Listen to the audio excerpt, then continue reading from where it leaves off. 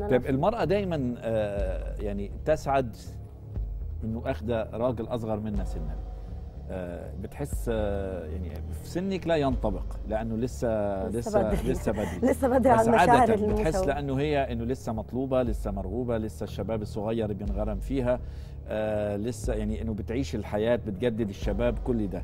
بس الراجل ايه مصلحته ياخد مثلا ست اكبر منه في 10 سنين او في 9 سنين، خصوصا انه يقال انه الست بتكبر بدري بسرعة قبل الراجل.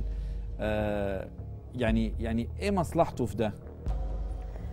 والله انا ومحمد اصلا لما حبينا بعض ما لا انا سالته انت عندك كام سنه ولا هو سالني انت عندك كام سنه.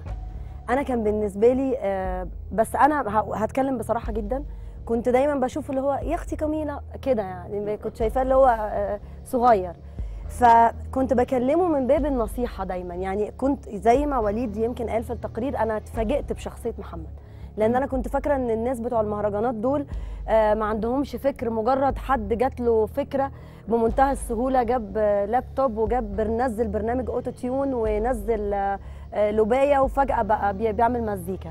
انا كان ده فكري زي كل الناس اللي فاكره كده.